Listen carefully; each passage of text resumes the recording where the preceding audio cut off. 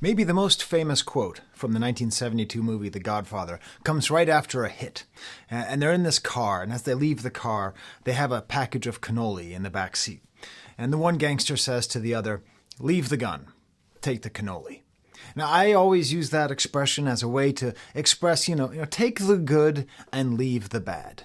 And that's what I'm going to do with this new album by Ghostface Killah, Set the Tone, parentheses, Guns and Roses. Now, I want to say, the stuff that I say is bad, I'm not even sure if it's bad. It's just not to my taste. So I'm going to review what I like and politely skip the things that I don't.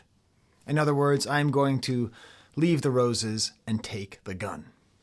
Thank you for auditing the Always Positive New Music Review Show, hosted by a French professor who thinks that Ghostface Killah is probably top 5 MC of all time. I said he was in my video of a couple years ago, and it's not even just that he's so great, it's that he helped me to understand possibilities of what rapping could sound like. He really expanded my understanding of vocabulary, delivery, slang, like word usage, everything. Just the mysteriousness and the directness of his style. The word salad, the attacking style. He may be maybe the most creative rapper, just in terms of the words that he comes up with, the approach that he has. Or if he's not, I would say he has to be one of the greatest influences on anyone who you would call the most creative rapper. But what's great is that I didn't, my pathway to the Wu-Tang Clan was pretty confusing. I didn't really follow them when they came out. I sort of got into them at 96, and I was waiting for their second album while sort of catching up with their first things. And so Ghostface was not even in my top 5 Wu-Tang members. When you get started, you love RZA, you love ODB, you love Method Man. I even loved Inspector Deck. I sort of considered Ghost and Ray to just sort of be like Jags, just a guy. And please, believe me, I understand how stupid I was back then. But the way that I learned about it was I was on a road trip, and my friend Brad made a mix. And he made this mix. We were in my, I think it was a 93 Ford Windstar. And at this point in 97, after Wu-Tang Forever had come out, we would make a lot of mixtapes and play them for each other. The same way you might make a playlist and share it, we would make mixtapes. And we always had at least one song from Wu-Tang Forever on our mixes. And it was sort of like a fun question, which are you going to include? Which song are you going to pick? And I'm listening to the mixtape, and all of a sudden I hear ding, ding, ding, ding, MGM. The MGM Grand? The song about going to a boxing match? Brad, are you out of your mind? And he's like, no, Skye, you gotta listen. Listen to the way they're rapping. Listen to the way they're talking. Listen to the back and forth. And all of a sudden, I was like, I get it. Okay, Ghost and Ray are not just another couple guys in Wu-Tang Clan. They're the whole point. And then when Supreme Clientele came out, I bought it the day it came out, and that was one of the happiest surprises of my life. And ever since that moment, ever since the first time listening through Supreme Clientele, I've been disappointed in his other projects. It's not like I think they're terrible. I liked Fish Scale. I liked More Fish. It's not like he's ever released anything, bad. But the results have been mixed, and those are for reasons which I'm going to explain in a second. I did have a very strange year once. I think it was 2010 or 2011. I went to a Star Wars convention, and I managed to muscle my way in and shake hands with George Lucas, which was very difficult. He was walking around the convention center with all this security around him before the show even opened. 2 days later, I'm at the Armory in Rochester, New York, and I went to a Wu-Tang Clan show, and Ghostface was walking up to the stage, and I was just I gotta do it. And I reached over his shoulder, awfully aggressive. And I shake his hand, and I just say, thank you for all of your art. And then I bought that towel back there, which you see. I wipe my hand on the towel, and then I preserve the towel just like that, behind glass, as this is the hand that shook hands with two of the greatest geniuses of the 20th century, George Lucas and Ghostface Killah. So let's talk about this album. the Guns and the Roses. It's very clear that he knows that his album is in two pieces. It's very clear that he knows that suburban white kids who really love Wu-Tang Clan are going to like some of this album, and suburban white kids who like Wu-Tang Clan are not going to like parts of this album. And I actually want to praise him for this. I want to praise him for the fact that I boiled this album down to the tracks that I liked. From 19 tracks down to 9 with 2 skits included, because he's an artist. He gives us what we want, which is the Guns, and then what he wants is the Roses. And now these Roses are primarily heavily soul-influenced tracks. Sometimes they feel more like soul than like hip-hop. And I discuss this on my channel from time to time. It's still a theory I'm working on. I call it the Pendergrass line. There's a kind of R&B that does not translate, that does not cross over to a white audience. And I use myself as a litmus test, as a white dude who likes R&B. So I can listen to Curtis Mayfield all day. I can listen to Al Green all day, Otis Redding all day. But Luther Vandross, I don't get it. Like, it's not that I hate it. I just don't. Teddy Pendergrass, I just don't get it. I don't understand the reason why this line exists. I don't pretend to be speaking on behalf of all white people about there being some kind of R&B music that I personally can't relate to. But I think this is a phenomenon to be studied. So a lot of the music that he makes is on the other side of that Pendergrass line. And I think he's doing it on purpose because Ghostface Killah is a dude in his 50s who grew up in the 80s and the 90s. He's an African-American who grew up during those times with certain music and certain emotions and certain feelings, and he, I think, wants to recreate those for other dudes in their 50s who had a similar life experience, which is a very long way of saying, it's not for me. If I listen to some of the tracks on this album and go, it's not for me, that's because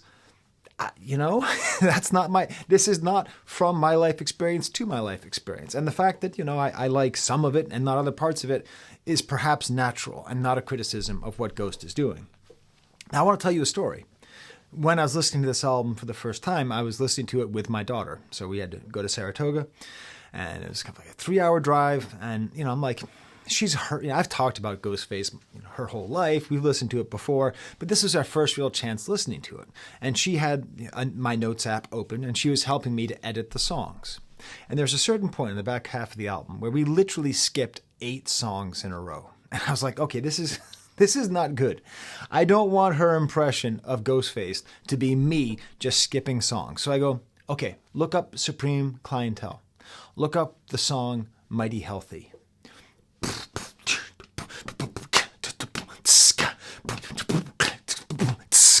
Both hands clusty, chilling with my man Rusty. Low down, burn up the blower, kinda dusty. We hear that, and like halfway through the song, my daughter just goes, "What happened to this guy?" She couldn't believe how good it was. She couldn't believe how hard and how good Mighty Healthy was compared to that little 8-song suite in the middle of this new album. And so I was thinking about it, and I gave her an answer. I said, well, put on a different song. Put on a song, I Can't Go to Sleep, off of the album The W by Wu-Tang Clan, 2001. And I played that song. I said, this is the same guy. I can't go to sleep. This is this guy who is like inventing a whole new kind of rap style, this kind of like pleading and yelling and crying. And that's the thing. It's the same guy. Now, I like both of those styles, but the first time I heard I Can't Go to Sleep, I was like, what happened to Ghost? Is he okay? Why is he whining? Why is he... they're trying to get our babies. Now, listen, I was just a numbskull 24-year-old kid, not understanding that I was hearing a very profound expression of generational trauma in African-American communities. I was just sitting there being like, I want more Iron Man. Give me more Iron Man. Can we do Apollo Kids Part 2? Like that's what I wanted, which makes sense. I was just a numbskull. I didn't understand that I was listening to a great artist. And maybe that's what we need to appreciate with Ghostface, that we didn't, we know he's a lyricist, we know he can deliver, we know he has this crazy style and this crazy slang, but he also kind of invented 2 different kinds of rap. Now, hey, listen, Okay, if you're a real hip hop scholar, you're a Nelson Georgie kind of guy out there, and you have the answer for me. You can tell me. Well, actually, Ghostface attacking word salad style was inspired directly from, I don't know, Big Daddy Kane or someone.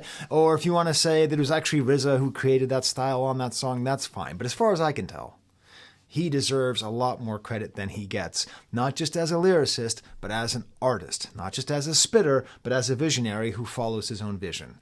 And that's why these roses, which I am leaving in the back of the car, I'm taking the cannoli and leaving the gun, I'm taking the gun and leaving the roses, they mean a lot to him because he knows where his bread is buttered. And that's why one of the 9 tracks I'm keeping is the outro, where he announces that the next album is going to be Supreme Clientele 2, Indiana Tone and the Temple of Goons. Also, he's a very funny man. He's a very, very, very funny man. My daughter laughed audibly when she heard that. Because he knows that that's what most of his audience wants. But for those who want that other stuff, they get this too. And the most important person in the world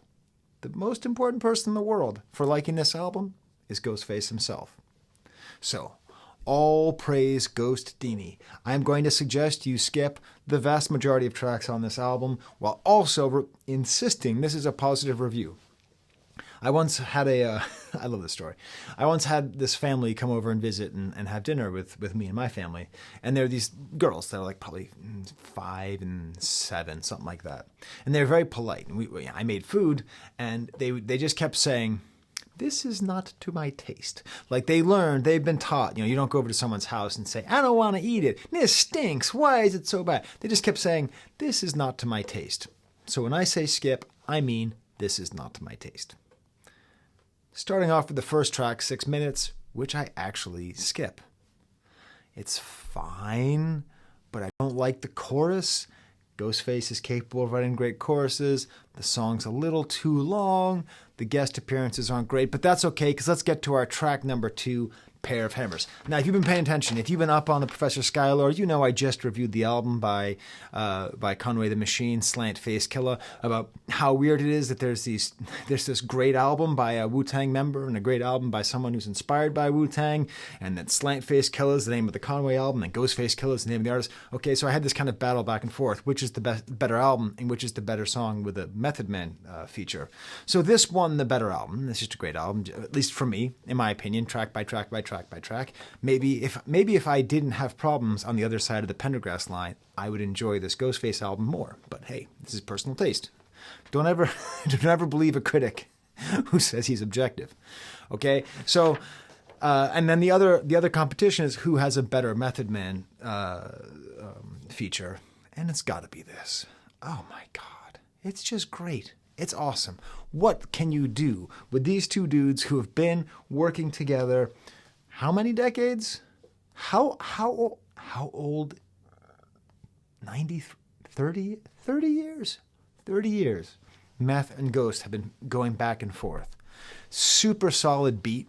These like kind of trumpet sounds and bang, bang. It doesn't sound like RZA, but it sounds like it could be off of Tikal 2 maybe, or off of some kind of like compilation. I don't know, like the Soul in the Hole soundtrack.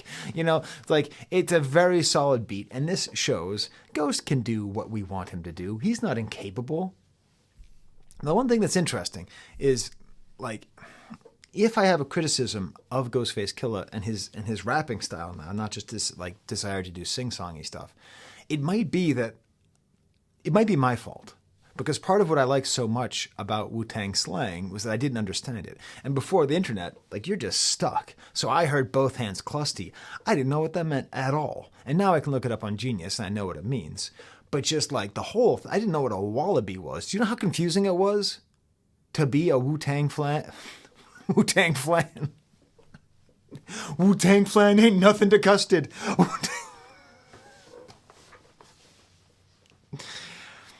Sorry. I listen. I've come up with some good jokes. On this channel. But Wu-Tang flan ain't nothing to custard is officially my best joke. I might make T-shirts out of that. Anyways, where was I even? The Wu-Tang slang it was so confusing and so intoxicating that now it feels to me like I understand too much of it. But it might not be that Ghostface is not as cryptic as it used to be. It might not be that he's too clear, but it might just be that 30 years of listening, I'm starting to understand. I mean, I didn't even understand, I didn't even fully understand what a hammer was. Because when you're a 24-year-old white kid from the suburbs, what are you supposed to know all the different words for guns? My head is like a nickel-plated Bama, you know? True story. I used to say that before every free throw I take when I was playing pickup basketball. Man, it's embarrassing being me. But still, great punchlines from Ghost. And I was dead wrong. I effed the body off this chick, left her bones on the bed. Her head was wobbly as a bitch. I like that as a description of a successful sexual encounter. Multiple references to Saudi Arabia on this album. Do they just live in Saudi Arabia? Are they paid by some princes? In which case, hey, I'd rather it go to them than someone else. And then Method Man. He's just so good. Wu-Tang is for the children, Thanksgiving's for the pilgrims, my thumb's for counting ones, but the middle's for your feelings. And then later, I get the thumbs up, like Fonzie, 'cause I'm lit. New York Islanders, we finna hit someone with a stick. Just great. Fun. It's just that style. It's that cool, smooth style. I think Meth's voice has held up really well considering how important it is. And he also says that his baby mama is a milfie, which is great. It indicates, that he's older. He's not trying to talk about all the thoughties that he's sleeping with, He's just talking about the woman who he's with. She's a milfie because he's a dilfie and she's a milfie. You know what I'm saying? God damn, I regret saying that. I still have Wu-Tang Clan.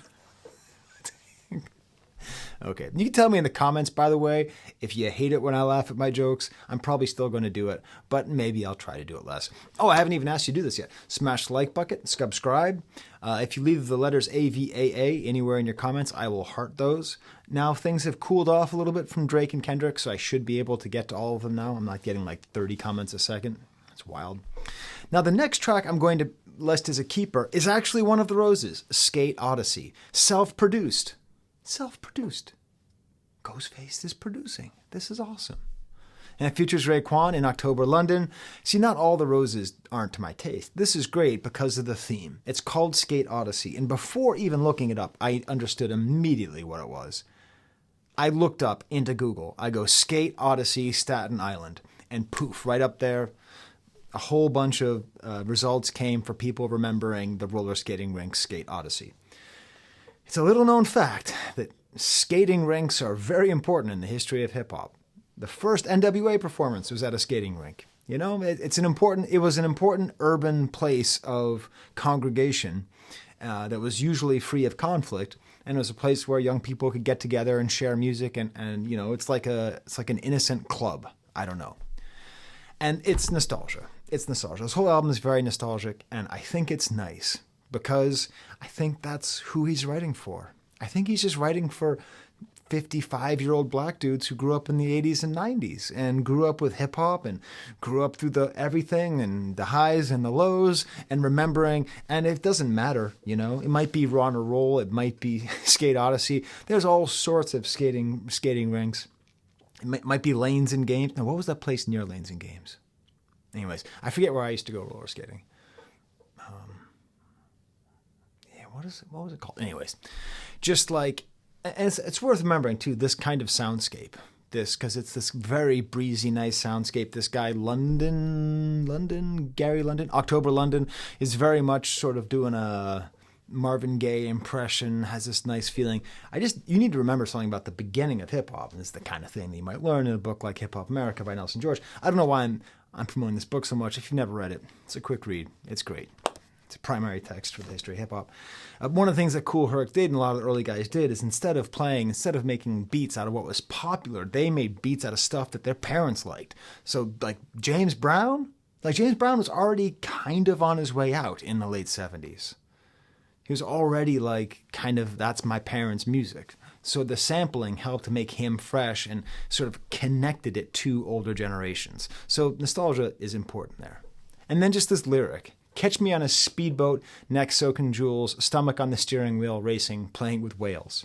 I love it. This is luxury.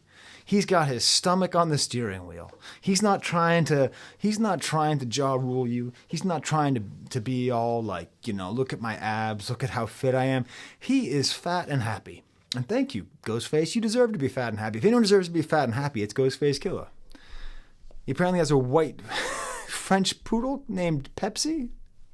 And the whole thing feels like skating. The whole thing feels like you're at a skating rink. It's just great. Laying in the towel and the threads, the latest, giving out daps and bear hugs, motion sensors, all my rollies, adjustable earplugs. We all on your scalp like Pantene, nutcracker shooting at actors swing in the canteen, you get stupid.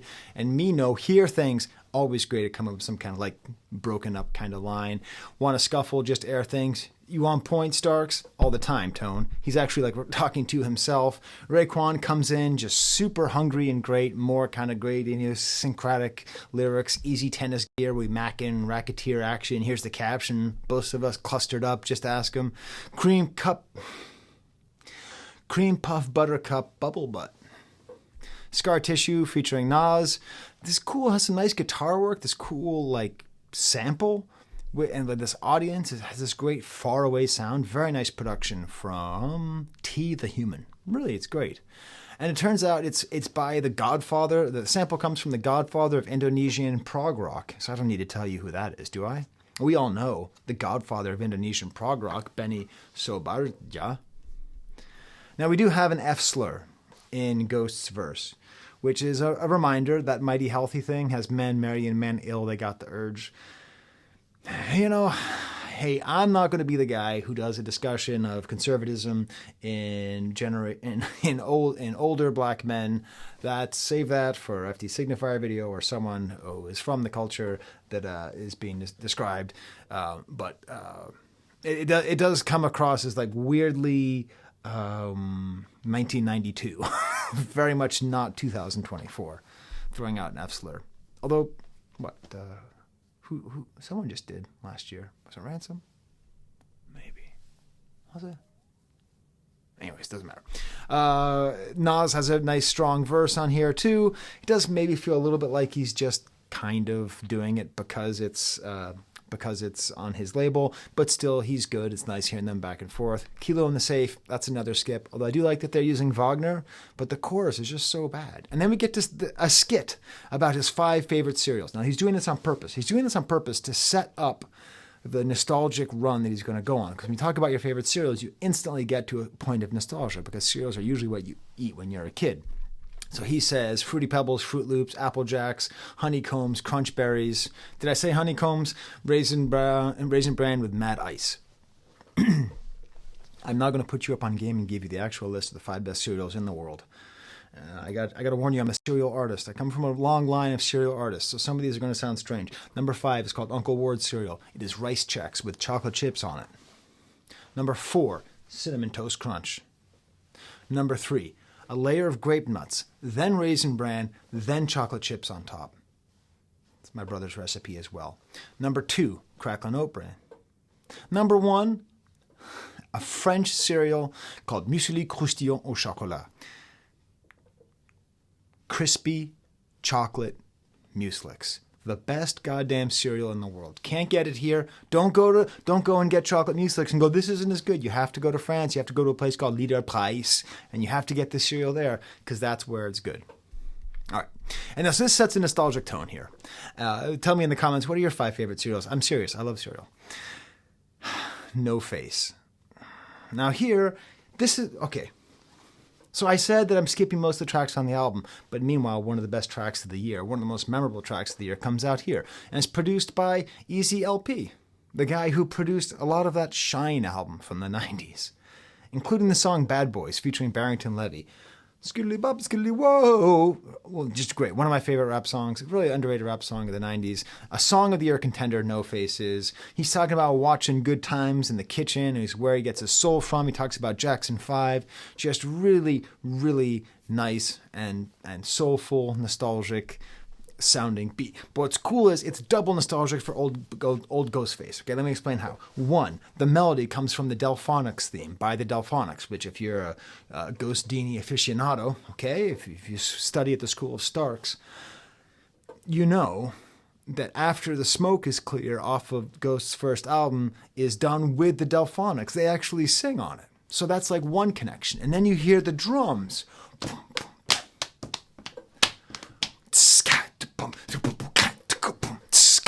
Synthetic Substitution by Melvin Bliss. Little history lesson for you. First sampled by the Ultramagnetic MCs in 1986 on the song Ego Trippin'. Man, they were the first to so many things. Then Prince Paul went nutty with this beat on Potholes in My Lawn and mixing in some yodels. Of course, RZA uses it for Bring the Ruckus. And then Mathematics uses it on Full Circle, Mighty Healthy off of Supreme Clientele. So the beat, you gotta be brave if you're gonna play like the best Ghostface beat, because this drum beat, the Synthetic Substitution by Melvin Bliss drum beat, to me, is Ghostface beat. I don't care who did it. I don't care who does. I don't care if Jesus Christ comes down here and delivers Sermon on the Mount Part 2 with the Synthetic Substitution beat on. It's still Ghost beat, okay? Side note, I think if he did that, if that was part of the second coming, sign me up. I love Existing, but that would be an awesome way to go out. And it suits the nostalgic theme, because if you're a Ghost fan, it's connecting you to the first album and to the second album. I'm limp when I'm dragging to Saudi. It's down to here, holding bricks out to where. My man got 85 to life, then that's years. Same day, spit at the judge and threw a cheer. The kind of memorable, fun things he does. And then he sings this beautiful chorus. And he's great at singing choruses when they're good. Sometimes they're bad on this album, but here it's great. Just a kid with the no face that can take form like a snowflake. No reusable hammers they all throw away. Yeah, we can get blammers and hammers and do damage. Boom. It's beautiful. It's fun. And then there's a guest appearance by an artist who I have not heard for many years. His name is Kanye West. Now, there's some other dude who looks like him and is him named Ye. This is not Ye. This dude, he doesn't have anything in his mouth. This is Kanye West. I don't understand how this happened. Is this an old song? Was this recorded before he became Ye? Because if you really miss the old Kanye, this is just a great old Kanye style verse. And even the mixing of these two samples is very Kanye-like too. It's just great. Just chill, good rapping. Sea bass. I'm chilling and laying like sea bass, Chilean. Some weird sex stuff there too, but just great. And then it ends with Ghost saying Dirt would have murdered this, singing the chorus, saying that Old Dirty Bastard would have absolutely done a great job with the chorus, and that's true and sad, and we all miss Old Dirty Bastard. I remember I was in West Los Angeles. I was coming back from a therapy session, driving by a coffee bean and tea leaf when I heard on the radio that Old Dirty Bastard died, and I don't know if I pulled over, but I was very upset. Then the next track is another keeper, Champion sound, kind of a reggae sound, and it's cool because this makes you think, at least makes me think, of my favorite intermixing of hip-hop and reggae, Bad Boys by Shine, produced by the guy who just produced the last song, Easy LP, right? The bass here is the same. I think this is the same sample as The Drums Are Over. It's a very early reggae rap mix by Boogie Down Productions. And just nice reggae flow from Ghost and Benetton, and they're just having fun. Next track is Cape Fear. And what's funny, I almost left this one off, but I decided I like it. It has piano and atmospheric rain, and then it has the biggest collaborator on this album. It's not Raekwon, it's not RZA, it's a guy named Hardly, who's like the TJ Swan of this album. TJ Swan is the guy who either ruined or made Biz Marquis's first album. He's just a dude who's singing all over the place. But I like him here. I like him here a lot, actually. On this song, I like him. So, maybe I'll just keep listening to this. Maybe I'll turn around on the rest of the album. So, let's just give Ghost credit here.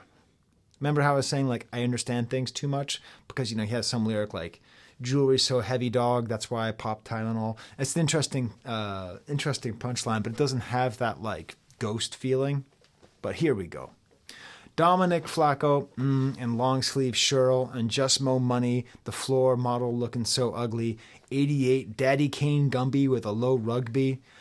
B-words want to rub my belly like, Ghost, you so chubby. B-word, I've been out in Amsterdam getting dope money. 88 Daddy Kane. Gumby with a low rugby.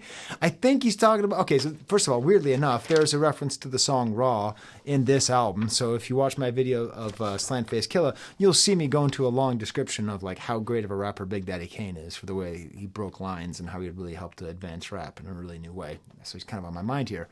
But I think when he says Gumby, he's referring to Big Daddy Kane's hairstyle, which was kind of up like that. And then he would wear like rugby sweaters. I don't know. But it's that great Ghostface magic.